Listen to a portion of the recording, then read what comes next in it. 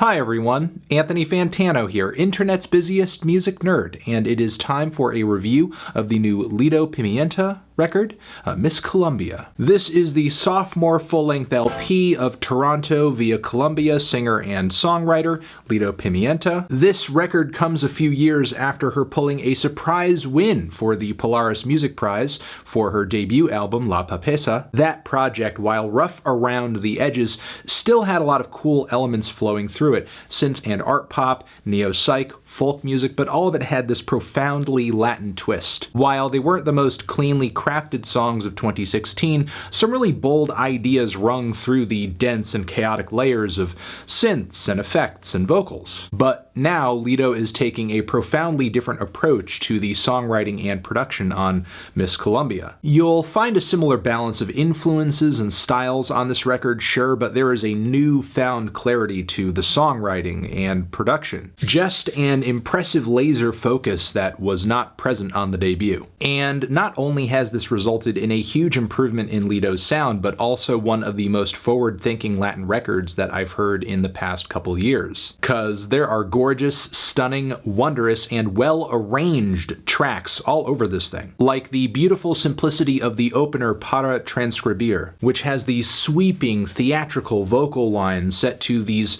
wonderful layers of horn harmonies. It kind of sounds like something out of like a classic Bjork record. This is a grand, enchanting, and enticing start to this LP, but it's not the full view of what it has to offer. This is not just some standard art pop affair, which you might get the impression of just by listening to this. We instantly transition away from that style on HACES. The intro's distant lead vocals, sound effects, and odd choppy samples read like something out of the start of an Animal Collective song, but soon we're hit with all of these digitized indigenous rhythms, which set a very meditative tone. Lido's beautiful voice just slices through this very spacey mix, even on the thunderous hook, which is packed with fuzzy bass and these honking horn sections. Absolutely what we're hearing here is electronic pop through and through, but Lido does such an excellent job of maintaining the roots of the Colombian music that's inspiring what she's doing. What's also inspiring her music when we dig into the lyrics is her experience as an indigenous woman who views herself as being a part of this rich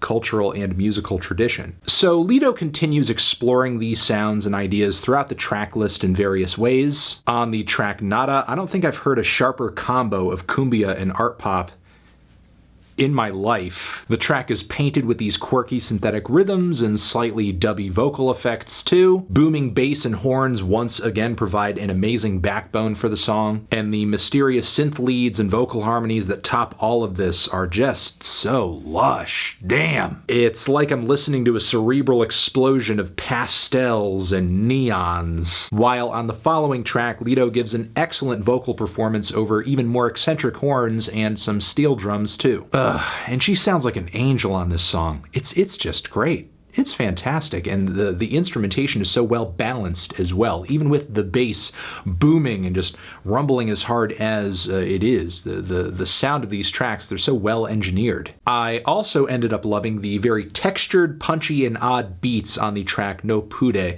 Even though the song here is much more dramatic than any number of tracks on this album, there's something about the rhythms that reminded me of the type of rhythmic textures and timbres that you would get out of like an early MIA record. Meanwhile, once again, the Bjork influence creeps in once again on some of the melodies and songwriting, but it's not entirely a bad thing, as the way all of these ideas coalesce, especially with Lido's personality, her personal story, and her vocal style, it creates a pretty singular experience. It's not derivative.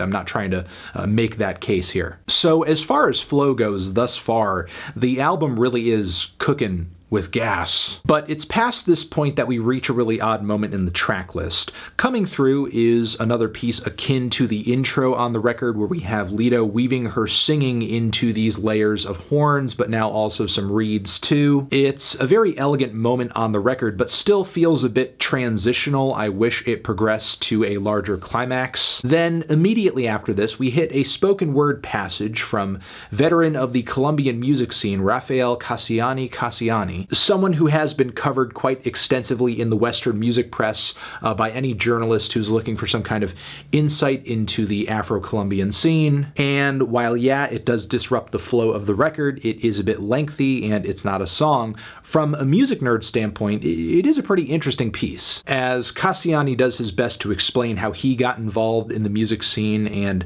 the generational passing of the torch, as it were, when it comes to this very communal style of music. Now, this whole piece is just a preface for the next song on the album, where Lido seems to lead a jam with Cassiani's sexteto tabala. It's a 6-minute number that's presented in a very raw fashion. For me, the first experience with this track was a bit jarring because it sticks out like a sore thumb in the track list. Not to say I'm totally unfamiliar with the style of music that's going on here, but it was odd to hear it woven in so abruptly into this batch of songs. It's clear and admirable that she doesn't want the more indigenous side of her sound to fall on deaf ears, so she is trying to illustrate that with this interesting bit of musical anthropology. Regardless of how alike it sounds to everything that came before it, it is an interesting performance. I mean, the call and response vocals and the really great rhythms and drums and the wild energy of the whole thing is fantastic. Again, it could have been incorporated into the track list and in a way that was maybe a bit smoother, but I still like its presence on the record, especially as Lido embarks on another track after this one that scratches a similar itch, sans the sexteto, of course, where once again we get a lot of rustic vocal harmonies, hand drums, but now all presented with much cleaner production. The ending of the record overall is pretty strong with Resisto y Ya, more sharp songwriting essentially set to very quirky and colorful